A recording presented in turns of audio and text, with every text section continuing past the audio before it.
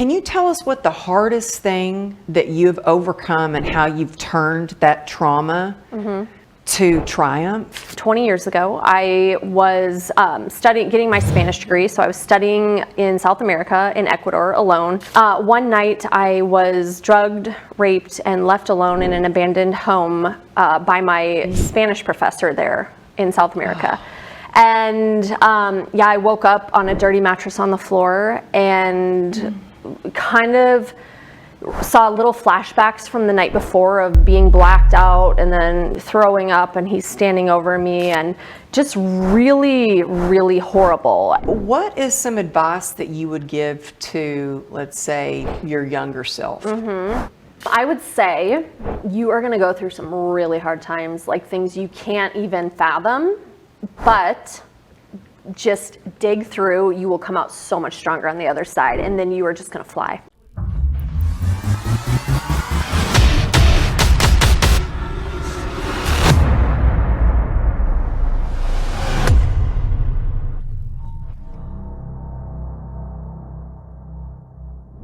Hey there, thank you for tuning in to the Amberly Lago Show. Today we're going to have a conversation about reaching your full potential. You're going to be inspired, motivated. I have Chelsea Husum with us, and she is a leading, trailblazing, unstoppable female in a male-dominated industry. She's a speaker. In fact, she was in my mastermind and just took the stage at the Unstoppable Success Summit. She's got a podcast, and she has got a best-selling book. So, Chelsea, thank you for being here. Welcome to the show. Thank you. I am so excited to be here. Oh, thank you. You have just amazed me with all that you have gone through. So we met, I guess, about 2 years ago at an event. Yep. I was speaking at, and you came up and started talking to me, and we just really connected. And then I've been able to get to know you over the past year because you've been in the mastermind, and I was just bragging on you in the other room, saying that you are a go-getter. You are just like, what you've accomplished is mind-blowing. I mean, you've been featured on major media, your book is a bestseller, you're speaking on stages. So I have loved seeing you soar, but I want to go back a little bit because there are a lot of people that are like, well, good for her. Things are easy for her. And it's like, you've worked your butt off, and through the process of writing your book, that was very cathartic. Can you tell us what the hardest thing that you've overcome and how you've turned that trauma to triumph? Yes. Hopefully, can I tell two things? Yes. I feel like there are two defining things that have recently kind of been outed in my life. One was 20 years ago. I was getting my Spanish degree. So I was studying in South America, in Ecuador, alone. I was there for 3 months. I had been there the year before with a university group. So I went back, and one night I was drugged, raped, and left alone in an abandoned home by my Spanish professor there in South America. And I woke up on a dirty mattress on the floor and kind of saw little flashbacks from the night before of being blacked out and then throwing up, and he's standing over me, and just really, really horrible. And it took me, I kept getting electrocuted trying to escape, and I finally get out. And the really crazy part is... What was there, like a wire? Well, they have, in South America, all the houses have these like garage doors kind of that you have to get out. And I, for some reason, just was trying to get out, and it kept electrocuting me. I have no idea if it was made that way, because this is where they took girls. I don't know. It was really messed up. So I'm like crying, finally get out. And I remember it was a weekday, and so it was school time. I literally hailed a cab, went to school, and walked in the same clothes I had on the day before, and I saw his face. Oh my goodness. And I literally told no one for 20 years. Like, shoved that so far deep down. You told this story for the first time at my house. At your house, yes. When I said, surprise everybody, we're going to get up and do a 5-minute TED style talk. And the courage that it took to share that and to hear, I mean, Chelsea, to see where the first time you told that story. You literally saw the first time, and it's a very hard thing to share, but the strength that I can see in you, I'm just, wow, I just really commend you for the strength that it took and the courage to really share that and to get to heal. I feel like, the truth will set you free. For sure. Instead of just dealing with these things, how do you think some of if you got triggered or did you see anything from this trauma come out in the way that you would lead your team or your parent or relationships that you were in? Did you see anything? Well, okay, and this is how I saw it come out in real time 20 years later is my other story I forgot to share, but then fast forward, and I was in a lawsuit that had been going on. It went on 2.5 years. I was being sued for millions of dollars. And for some reason, laying in bed at night, it's like I had shoved that other memory so far down and literally almost forgot about it. Yeah, locked it, threw away the key. But this new traumatic experience, the old one was bubbling up at night. And I remember laying in bed starting to say, why'd you do that? You put yourself in that situation. Why did you do that? Why were you so stupid? And then I was like, no. So at this point where I'm in a lawsuit, I'm being sued for millions of dollars. The most ridiculous lies are being said about me. I'm literally fighting for my life. I'm defending my life. And you're in the middle of writing your book. Yes, and I'm running a company. I'm trying to be a mom, a wife. I'm waking up covered in hives. So honestly, the lawsuit was so much worse than being physically raped one time, because the lawsuit, I was over and over and over victimized, and it went on 2.5 years. And I remember waking up now, having gone through that experience in the past, doing no healing. I remember the morning I woke up recently in late 2023 or 23. And I went downstairs, my family was sleeping, and I just thought, I'm not okay. I can't do this anymore. I absolutely just can't. And I texted a girlfriend and I said, I need help. I'm not okay. And I was like, do you know of any cheaper therapy or something? And she's like, girl, I got you. I know you need help. I got you. Wow. And thank God. Wow. Because I just couldn't. It was so heavy and horrible. Yeah. To just wake up and you'd try to forget about it and go on with your life, but it's then always you back get an email from your lawyer and the $500 an hour bills that clock starts ticking, and you need to provide thousands of documents, and this was said about you and that was said about you, and it was horrible. And so it's like I took these two completely different experiences, but it was when men made me feel powerless. And I finally wrote this book, took my power back. And I swear, I actually read it the other day. My chapter about the lawsuit is called Hell, because that was the only thing I could name it. And I think it's the longest chapter because it went on so long. I kept writing and using it as kind of my therapy. But I wrote, I said, I'm pissed off. I know at this moment, when it was done in December 28th of 2023, so not that long ago, I said, I know with my whole soul, I will look back on this moment, and this is the starting point. Watch me. Watch me go, because I'm pissed off, I'm riled up, and I've been through hell, and I'm coming. I'm just, don't even try to stop me at this point, right? Yeah. But I mean, I can really relate to people ask me, sometimes what's the hardest thing? I think going through my divorce and dealing with a lawyer, and his lawyer would call and harass me, was harder, especially because my daughter was involved. It was a battle it was awful. Was harder mentally and emotionally than being hit by an SUV. So I get it. And you were going through this for 2.5 years. My kids were like, Mommy, when are we losing our house? Mommy, here's $12. You need it more than I do. I mean, literally, I actually had, in the early stages, apparently my son was at school and he blurted out, like, Mommy's being sued. The teacher called me around Christmas and like asked if I was okay and asked if we needed to be adopted for Christmas. This like breaks your heart. And it's not like I sat and talked about it around them, but like there's no way in 2.5 years they just felt it. They felt that heaviness, that depression. It was horrible. Yeah. They pick up, they see it. They're sponges. They are. Well, you have come out the other side and truly stepped into your power. Yes. And so first, yes, you asked for help, which takes courage.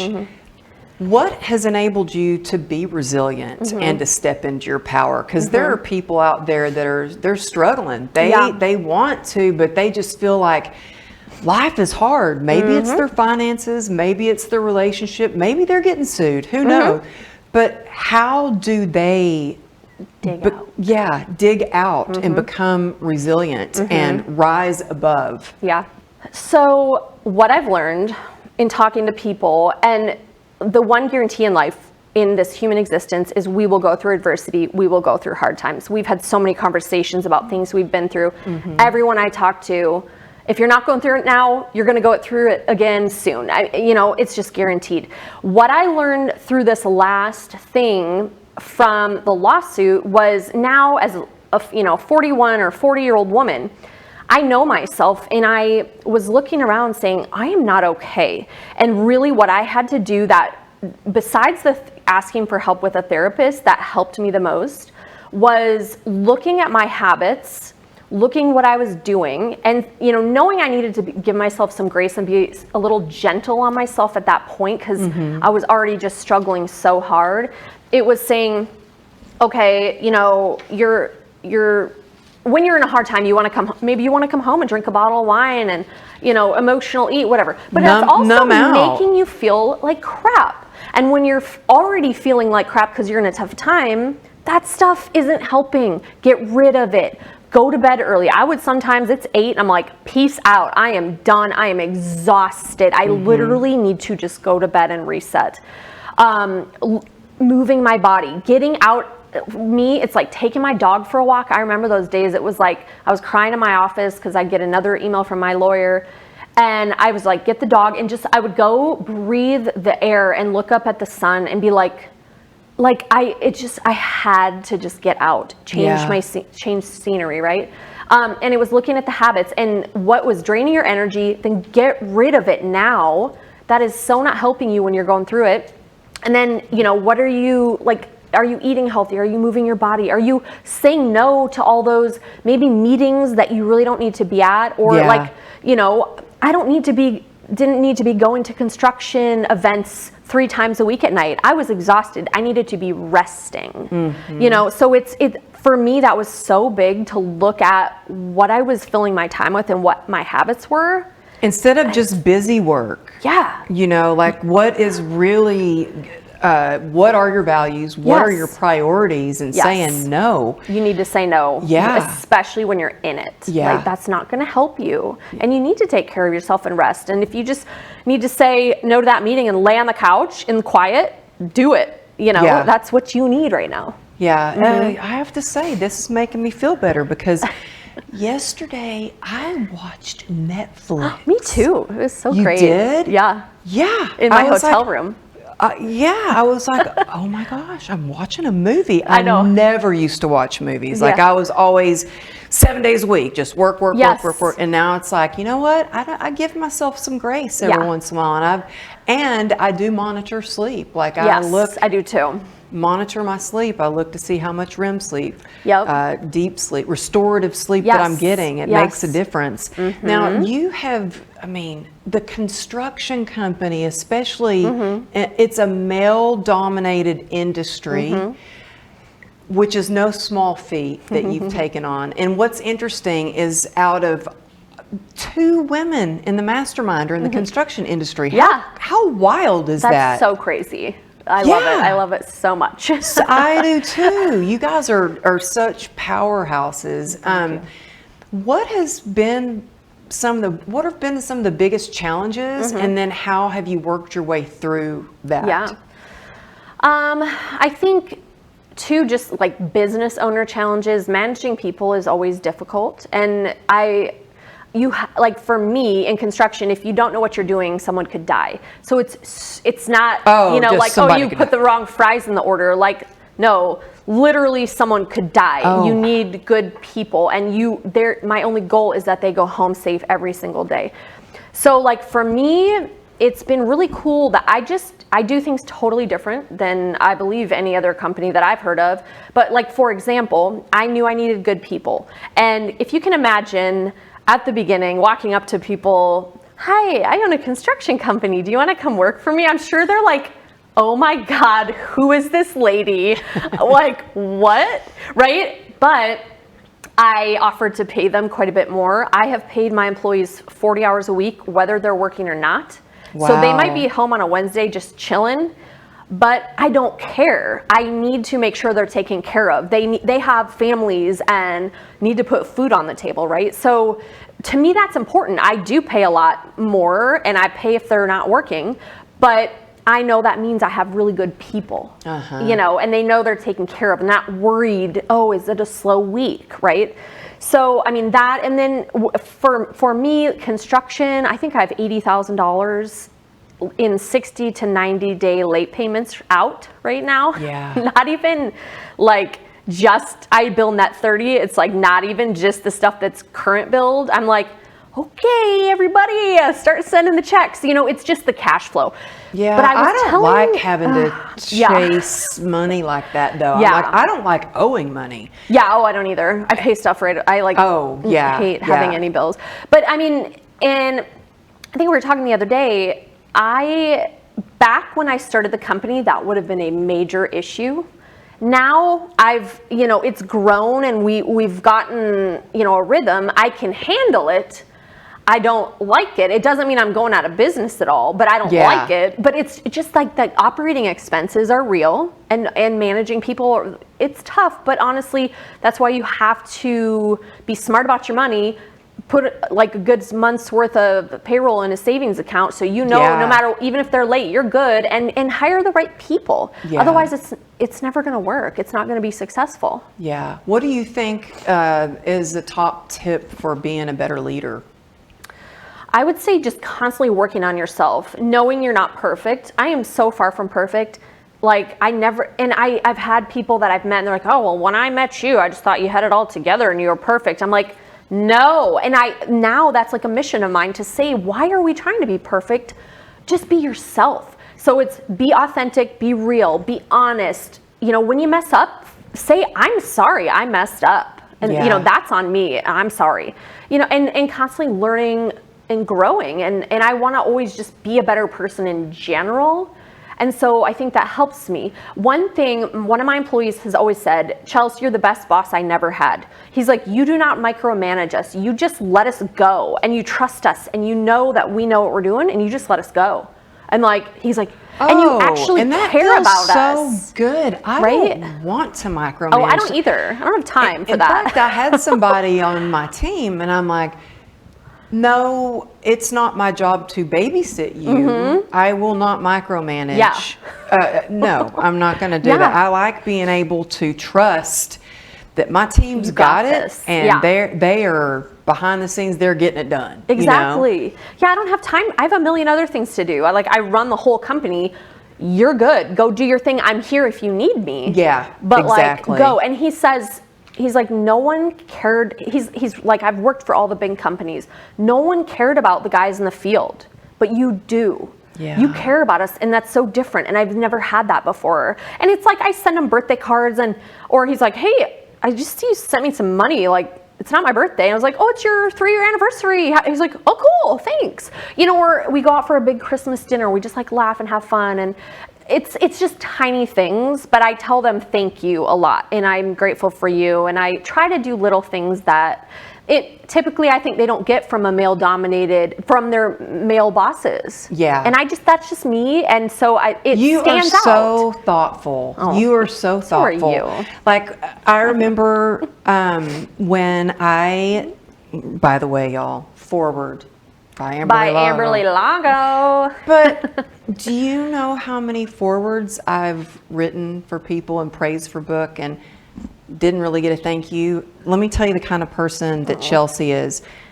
I think about you all the time because I have the candle that you gave me on my dresser. But she sent this beautiful gift to me in the mail, and it's like, to feel appreciated means so much. Yeah. And there's a friend of mine, his name's Vic Keller, and he is a very successful businessman. Yeah. I mean, he's like very successful. And he said the best business strategy is love. Yeah.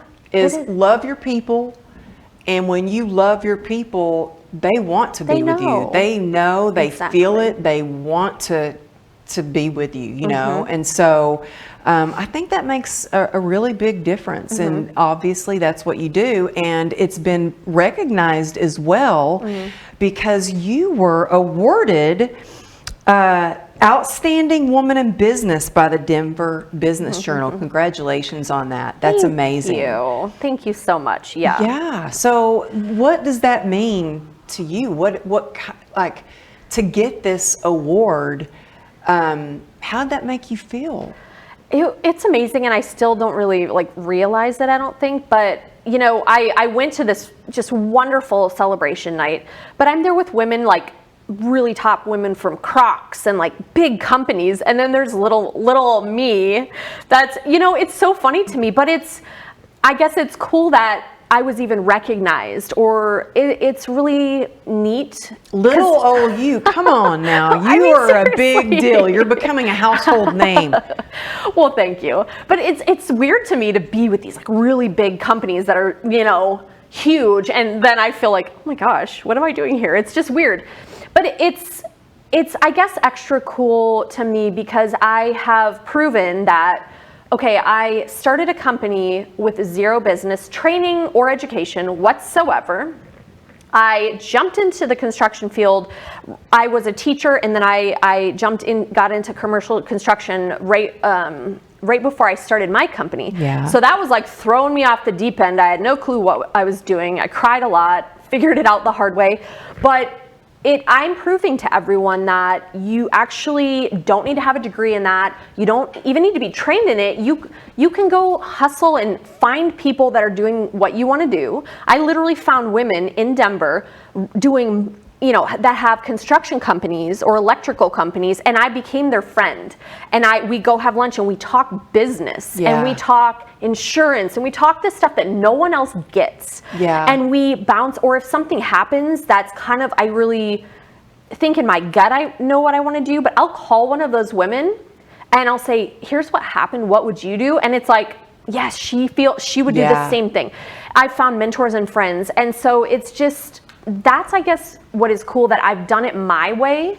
I do things differently, and it's being recognized, which is so cool, because I would do it the same way over and over again, right? But yeah, to prove you can be successful, but it's by doing it your way. It's locking arms with other women, other business owners, and I think that's so important. I mean, I just got off of a phone call earlier today, and I was speaking at this event and met this lady there, and she's doing her first in-person event. And so I was talking to her, I was like, well, hey, I learned this with my first event, and I'd made this mistake with my next one. And if you want to do this, you could add this to your website. And, you know, I'm adding a chance for sponsorship on my website. But by coming together and just talking, and I was like, I'll be at your event, help volunteer, whatever you need me to do. And she's like, well, I'll be at your event, I'll buy a ticket. And it's like when we can support each other, it makes all the difference. Oh, totally. And you're so good at that. I've worked with a lot of people, and I have absolutely loved your mastermind. So if you're listening and, maybe I should join, join yesterday. I'm just going to say, thank you are this magical person, and you truly, I've met very few people that you grab their hand and you're like, let's go, and you want them to succeed just as much as you do or more. Truly, that says so much about you. Thank you. Because I've worked with other people that they say that, but they don't do it. Or you're like, who do you want to know? Who can I connect you with? What do you want to do next? How can I help get you there? I mean, it is. If we lock arms and come together, we can all rise so much faster. So why are we trying to do it alone? Why are we trying to be perfect? Like, say, I'm not perfect. I'm a hot mess. But hey, want to be a hot mess with me? And let's do it together. And I think too, it's that mindset of abundance. What is meant for you is going to be for you. What's meant for me is going to be for me. But you're right. We can lock arms and it's more fun it's that way way. More fun. It's so way more fun. Much more fun. But I mean, yes, we lock arms. Yes, I will give suggestions on this, that, and the other of things to do. But you hustle. And you do it. You're a real hard worker, and I really admire that about you. Thank you. I want to know, because you're an amazing mama, wife. Do you believe in balance? And if so, how do you balance between your work life and your home life, your mom, your personal life? Okay, a few things. I have learned, we all think of a successful company at the end. They're really successful on the outside, but in order to get there, the owner, the entrepreneur works 80 hours a week. They're stressed. Their health's failing. Their family hates them. They're getting a divorce. I'm sorry, but if that's success, I don't want it. I started my company in March of 2020. We've over doubled every year. I now work less than I ever have, but when I work really hard. Also, like last year, I was turning 40, and I said, hey, I want to turn 40 in Italy. So my husband and I went to Italy for 10 days. Okay, I run the company. I didn't have a soul to do anything, minus my technicians on the job site. I ran the company from Italy for 10 days, and I was like, this could go real bad, real fast. But I so much pizza and pasta and drank Aperol spritzes, and then I'd come home and I'd even with the time difference, I made it work. And I was like, oh my God. But I go skiing with my kids on a Tuesday over winter break, and then I throw them in the pool and I work. I might work weird hours, but I've been to Mexico numerous times. I literally, because someday, yes, I will delegate it, but right now, I know it like the back of my hand. It's just, I can do it and bust it out. Now also, being a mom and juggling it all, yes, can be hard. Number one, I want my two boys to look at me and say that they're proud of me and that I built something. They know, and they're excited. We go get the mail. I have a P.O. box, and we'll go get the mail, and they're like, Mom, how big of a check did we get today? Oh, is it a good one? Is it a good one? They go with me to get the mail. Or we're driving around. And they also Google your name. They're so proud of you. I know. It's very weird, but it's and I'm driving around town. I'm like, see that hospital over there? Mommy helped build that. See that library in town? Mommy helped build that. They're proud of. That's I want them to hear sometimes what I go through, but also, it's hard too. It's honestly a second full-time job. My little son, Wyatt, we call him the honey badger. He's so sweet, but that kid is a big spirited child. And honestly, he had a horrible kindergarten year, horrible. And I'm thinking in my mama heart, I have PTSD literally from seeing the school district name on my phone, because I was like, oh no, what now? And you need to come pick him up. You need to do this. It was just so bad. Well, we found out he has dyslexia, pretty significant dyslexia, and he has a lot of anxiety because of that. And honestly, to even get to this point, now he's in second grade, I have had to step up and be an advocate for him, because he doesn't even know what he needs. And I can't even tell you the doctor appointments, the psychiatrist, the psychologist, the dyslexia testing, this, that, thousands of dollars, which I will happily pay over and over again to get him what he needs. And even now this year, we switched schools for him to get him in a better spot with a lot more support because he needs that. And so I drop one kid off at one school, then I drive a half hour to drop the other kid off now at the other school. But again, I make it work because that is my priority. Yeah. I'll get back to those emails and phone calls, or I'll talk to somebody in the car. But with him specifically, I have really had to step back some meetings at times because I'm like, he needs me right now. And every time I drive an hour away to a meeting, they call me and he's not okay or something. So it's like, I love being an entrepreneur and that I'm able to like go with the ebb and flow of life. And I want to live my life and be joyful now. And I feel like of course it's not perfect. And some days I'm better at it than others, but like I'm more fulfilled and I'm actually doing more. Like I'm speaking, I'm starting a podcast, I'm writing my second and third book, like all this stuff that lights me up and I freaking love it. Yeah. So it's like, if you're doing what you love, it doesn't feel like work. Yeah, it doesn't. You make it work. Yeah, you sure do. Yeah. So tell me, when is your podcast launching? It's soon. Oh, very soon. Well, okay, so I'm working with your friend, who's now my friend, Lou Diamond. He's amazing. But he's like, okay, we're close. We gotta tweak it to make it like amazing when you get it out there. So it's very close. I don't have a date yet, but I'm hoping within a month or two, it's close. Yeah. I got a lot to say. I'm like, we were laughing about some of my silly stories I'm gonna tell, like how I'm jokingly trying to get Mother of the Year, which is, it's going to make some crying, some laughing. It's going to be good. Are you going to interview your husband on the show? Oh, I didn't think about that. I don't know, maybe. Just saying. I know. Just saying. Johnny was a big hit on the show. I got to bring him back for a second encore. Bring him back, and he's like, well, what are you going to do for me if I'm on your show? I'm like, jeez. You're like, do I really need to roll out the red carpet for you, babe? Yes. I'll take you to a nice dinner. So you are just talking about a second and third book. Yes.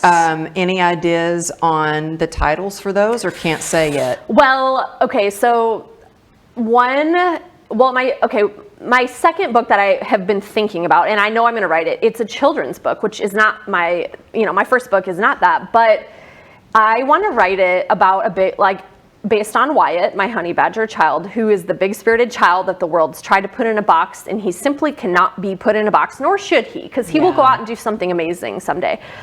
But I mean, literally this child, like when he was 5, he bought a $1,500 dirt bike on Amazon. He couldn't spell, mind you. I'm like working, somehow he like stole my phone, and I get the Amazon confirmation, and I'm like, oh my God, what happened? When he was like 3.5, he got completely butt naked, climbed a 5-foot wooden fence, and just walked down the street. And I got a picture from my neighbor. She's like, you got a streaker. And I was like, oh my God. I'm like in my home office working. I'm like, oh my God, he ran away again. Like, this child has so many stories. So I'm going to actually use real stories of things he's done, but justify it from a kid like him, who's just living a big life. And so I think, and the more people I talk to, a lot of people have kids that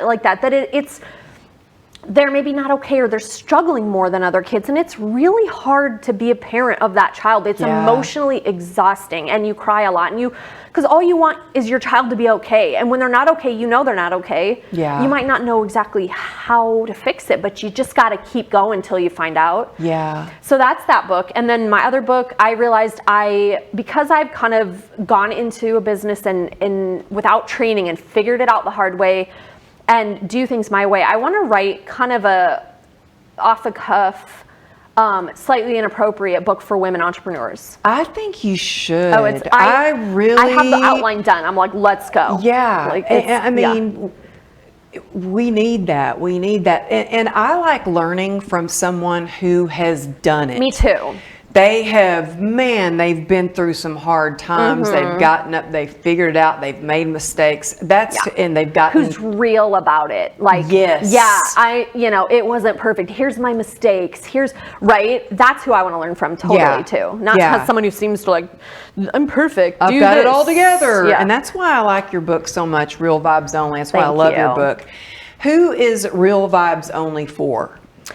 I would say it's just a bunch of short stories from my life. Some are just me being an idiot and doing stupid things, so you'll laugh and be like, wow. Others are like just some really traumatic things that I've gone through. Some we chatted about today, but how I've worked through it or things I've learned. All of it is, giving people permission to own their story. It took me until writing this book to finally own who I really am and put all the good, bad, and ugly out there. Which can be scary. It can be scary, but it was so freeing. Oh my God. And I literally feel like I don't have anything to hide anymore. Like I feel like the fullest expression of myself right now. Yeah. And a lot of this was from this. I cried a lot writing it. There's some stories that every time, man, it was very therapeutic, but it's me, and all I want people to read it and like, people are like, you're saying what I'm feeling. You're telling me I don't have to be perfect when society does. And I feel alone and I feel judged, or I went through something similar and I still have shame and guilt about it. Like, I just want to give people permission to heal, forgive themselves, get rid of shame and guilt, and own your story and just be authentically who you are. That's what all I want. Yeah. Yeah. Well, you have something exciting coming up. I believe you'll be going to New York soon. Oh, yes. Yes. My mom and I are doing a very fun event, but I can't spill the beans just yet. Okay. It's a social media surprise. You will have to stay tuned to her social media. Tell people where they can find you on social media, where you hang out the most. Yes. So probably Instagram is the most, and just at Chelsea Husum. Nothing crazy there, but yeah, follow me there, or at my website too. You can find all kinds of social links or whatever. Yeah, and we'll have all of her links in the show notes, so you can easily find where to buy her book, her future book, her children's books. And what is next for you? What is the big exciting thing that you're looking forward to? I know we've already talked about future books. What else are in the plans that you're excited about? Well, so I got chosen to speak at an event coming up in September in Phoenix. So it's starting to snowball. And we talked about like putting yourself out there, getting to meet people that you feel connected with, right? I've done that a lot this year, and it's paying off, which is really cool. So I'm like following things that light my soul up. So I'm speaking. I'm going to New York with my mom for this fun thing. I'm excited to, get my podcast launched, be telling stories that people need to hear. And just a spoiler, one of the titles, we're still working on it, but it's Elf on the Shelf, Handcuffs, and Things That Go Buzz in the Night. I'm just going to say, it's a funny one. I laugh my butt off. Like, you can't make this up. Like, you just can't. And it's so funny. But so I will be telling a lot of stories about that. But, want to get these books out and speak on a national level, world level. Why are we keeping it national? Let's just do world. But it took me a really long time to realize I actually have a story, and it changed everything for me. And now I just want to be unapologetic and like, I know I have things to share just so that other people can feel less alone or feel connected. So it's kind of, I'm open to anything. It's like follow the magic. Oh, and wait, you're speaking on the panel. Oh, I am so excited. At the next Unstoppable Success Summit. Oh my gosh, I'm so excited. Because I really want to feature women from the mastermind who have just like taken the knowledge and just ran with it. You've done it. And I'm just really just, I'm so impressed with all that you have accomplished and continue to accomplish. And I can't wait to see you on more and more big stages. And before we go, one last thing. What is some advice that you would give to, let's say, your younger self? Ooh, I love that. I would say you are going to go through some really hard times, like things you can't even fathom, but just dig through. You will come out so much stronger on the other side, and then you are just going to fly.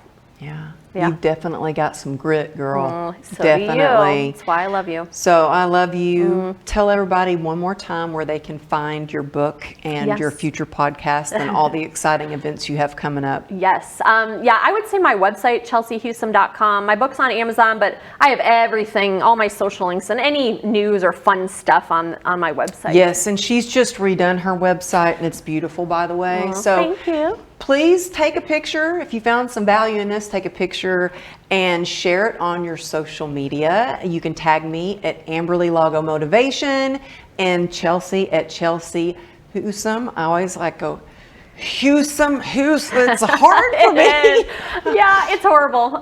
My maiden name was Hunt, so like it was so easy. And then I'm like, thanks, Beb. Thanks. Yeah. No, but thanks for tuning in to the Amberly Lago Show, and we will see you next week.